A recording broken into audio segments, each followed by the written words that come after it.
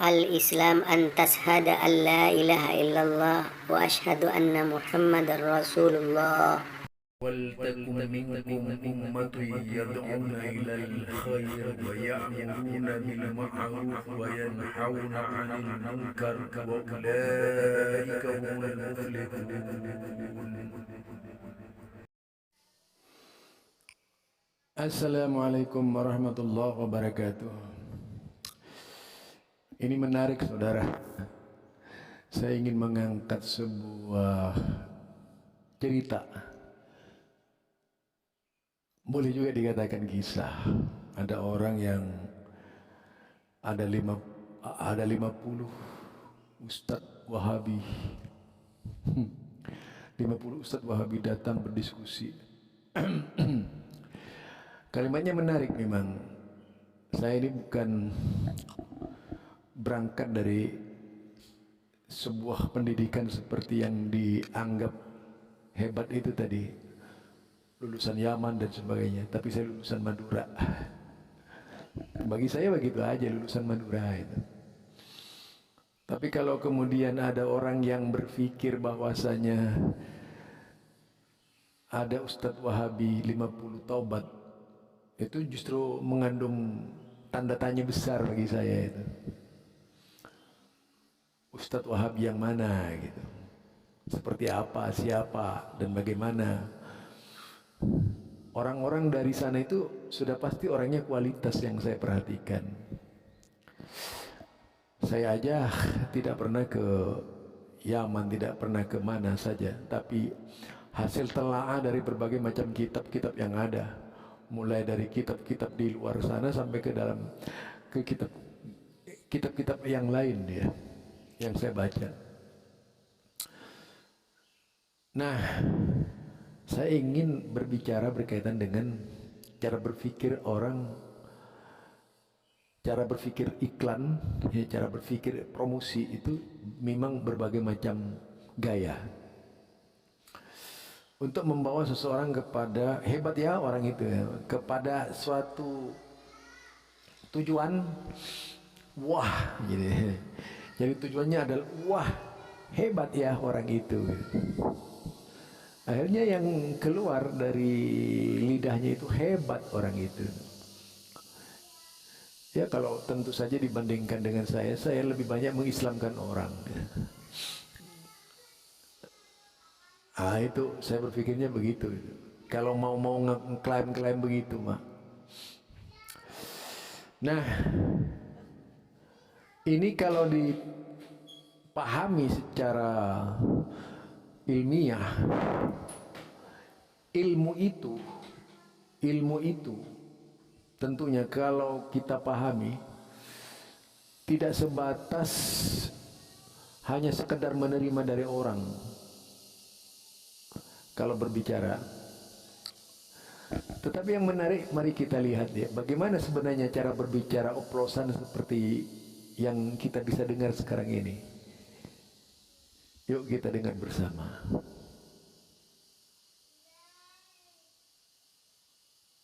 Tidak bermadhab.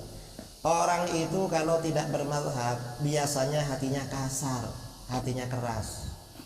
Saya tahun kemarin bulan Maret diundang ke Jawa Tengah. Kebetulan waktu itu yang berkumpul itu ustadz-ustadz Wahabi.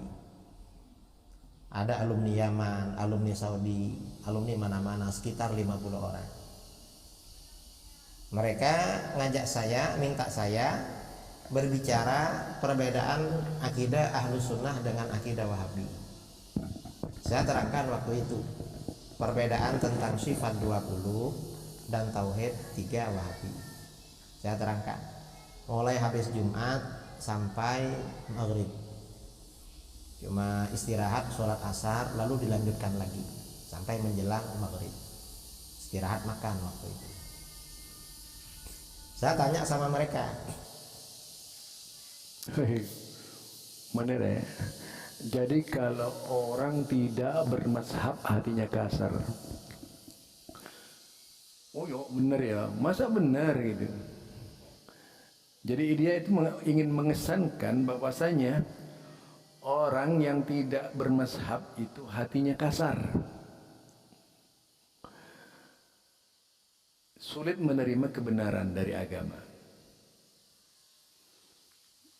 Dan lagi pula sudah pasti banyak salahnya. Jadi kalau disimpulkan dari perkataannya dia seperti itu, bahwa mazhab itu bisa mengantar kepada suatu kedewasaan menurutnya. Tetapi kita berpikir sekarang,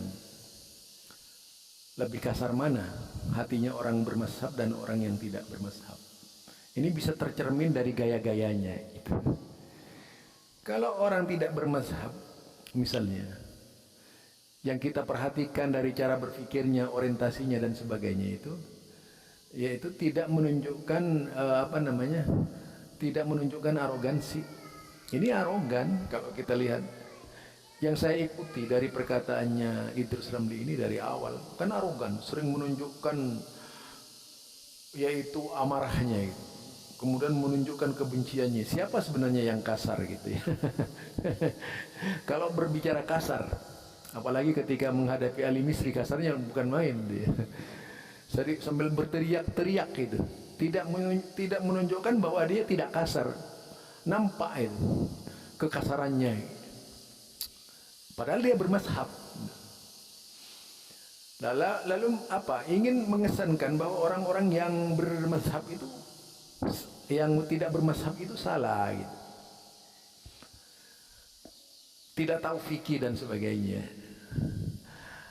Kalau saya berpikir lain lagi, justru ketika kita berpikir dengan pola madzhabul arba saja itu, dengan keempat mazhab, artinya cara berpikir kita dibatasi, di kotak itu, dengan cara berpikir madzhabul arba, untuk tidak keluar dari wilayah pemikiran seperti itu, yang bisa menimbulkan pencucian bahwa kebenaran itu di empat mazhab itu. Dari masing-masing pengikutnya akan menyatakan bahwa mazhabnya adalah pemahaman agama yang benar gitu. Apakah itu dari Imam Abu Hanifah, Imam Malik, Imam Ahmad, Imam Syafi'i? Intinya bahwa setiap orang tidak bisa keluar dari kungkungan, dari belenggu orientasi berpikir.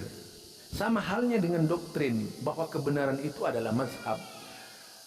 Kalau Anda menyatakan bahwa orang yang lain mengatakan tidak berpegang teguh dengan Al-Quran, sama dengan Anda bahkan menukir lebih batil lagi, menyatakan bahwa tidak Islam kalau tidak berpegang teguh kepada mazhab. Lah, kalau memang perintahnya sekarang untuk berpegang teguh kepada Al-Quran dan As-Sunnah, ini perintah Allah, jelas sekali.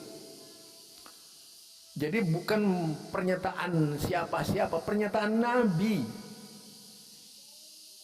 Jadi i'tisam bil Quran was sunnah itu memang perintah Nabi. Kenapa harus tersinggung? Kan tak perlu bersinggung ya, tak perlu tersinggung lah kalau memang tidak berlandaskan kepada Al-Quran dan As-Sunnah gitu. Kalau tersinggung namanya beneran itu.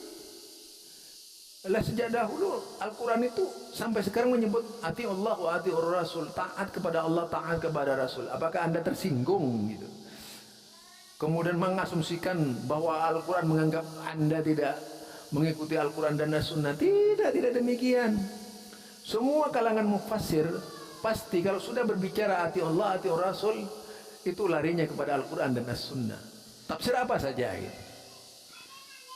Ini kesalahan total Anda memahami orang yang mengajak kembali kepada Al-Quran. Dan tumbul su'udan dari Anda bahwasanya itu anggapan sama saja dengan orang lain tidak kembali kepada Al-Quran dan As-Sunnah. Lah, justru harusnya berpikir ajakan kepada Al-Quran dan As-Sunnah ini tidak terbatas kepada siapapun, termasuk kepada orang yang bersangkutan itu, supaya berpegang teguh kepada Al-Quran dan As-Sunnah.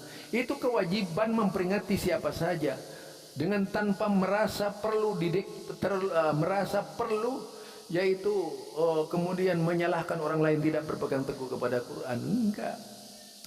Jadi kalau memang tidak seperti yang dituduh, misalnya tidak seperti ceramah yang diceramahkan oleh ustadz-ustadz yang mengajak kepada Al-Quran dan hadis, dan merasa ya tak perlu tersinggung, harusnya bangga gitu, ada anjuran begitu. Ini kenapa tersinggung, kayak anak kecil aja kan akhirnya gitu. Ini makin menunjukkan sempitnya cara berpikir orang-orang yang ikut mazhab. Justru sekarang terbalik itu. Ketika kita memposisikan mazhab sebagai jalan kebenaran dan satu-satunya, mengangkat mazhab sebagai jalan kebenaran, itu justru makin yaitu membonsai seseorang untuk tidak bisa menjadi orang yang lebih benar dan sunnah gitu. Padahal tidak demikian dengan tokoh-tokoh imam mazhab yang mempersilahkan membanding-bandingkan tokoh-tokoh mazhab itu sendiri. Jadi kesalahan besar bagi seseorang yang mengatakan bahwa kalau tidak bermazhab kemudian tidak harus mengkaji kitab-kitab mazhab. Bisa saja menjadi acuan berpikir kitab-kitab mazhab itu, melakukan peninjauan, telah mendalam, penelitian dan sebagainya, pengembangan pemikiran agar benar-benar terarah kepada suatu paham yang memang benar-benar valid. Lah kalau kemudian sekarang dipatok kalau tidak mengikuti mazhab itu tidak bisa, siapa yang bilang tidak bisa? Sekarang seharusnya tidak berpikir ke arah sana. Harusnya yang dipikirkan sekarang memang umat Islam diberi pengertian. Di abad sekarang ini, kalau digiring kepada pemahaman imam-imam mazhab, ya sama saja itu dengan mengagamakan mazhab. Bagaimana kalau persepsinya seperti itu? Itu lebih parah lagi kan. Jadi seharusnya cara berpikir antum itu cara berpikir antum itu harus mengarahkan seseorang bisa menyadari pentingnya berpegang teguh kepada Allah dan Rasulnya. Nah itu lebih penting, karena ketika mereka mengetahui Al-Quran, mengetahui sunnah-sunnah Nabi, dengan memberikan telaah mendalam kepada mereka, mereka kritis apa yang disampaikan oleh imam-imam mazhab, tidak kemudian memaksumkan perkataan imam-imam mazhab.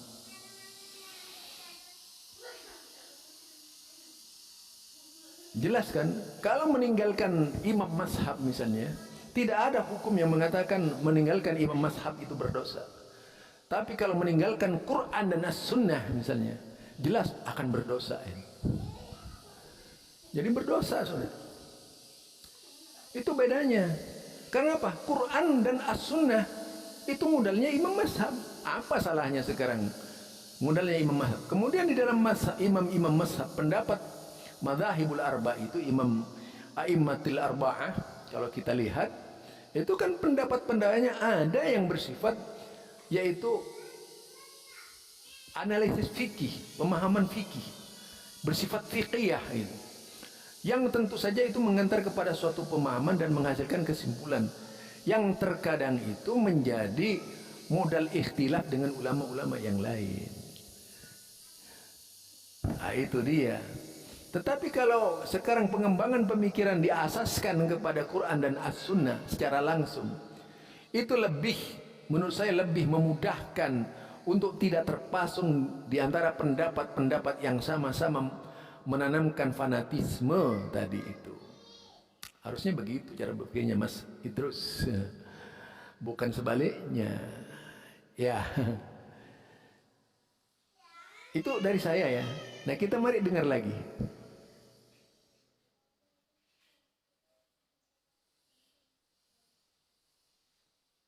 Kalau tidak bermadhab, tidak bisa mendalam pengetahuannya.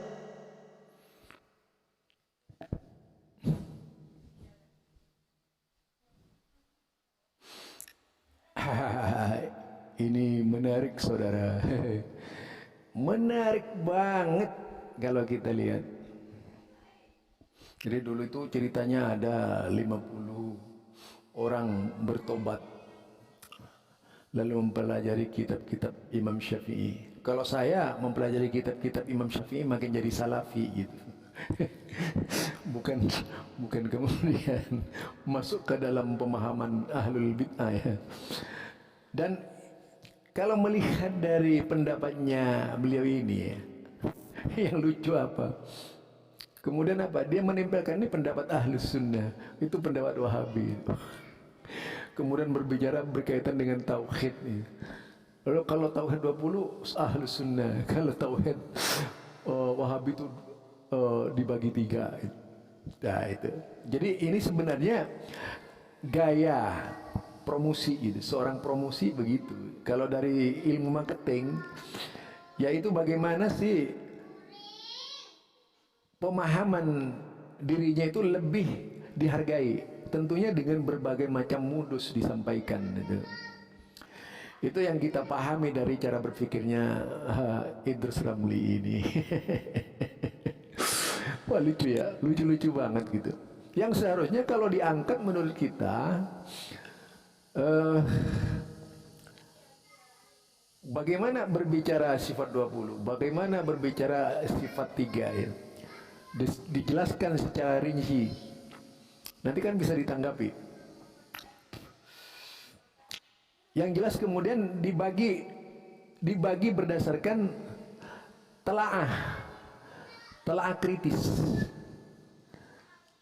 Ini kan hanya klaim, ini orangnya siapa, nggak dijelaskan orangnya siapa. Itu ya. Itu lagi. Kemudian berkaitan dengan mazhab lagi.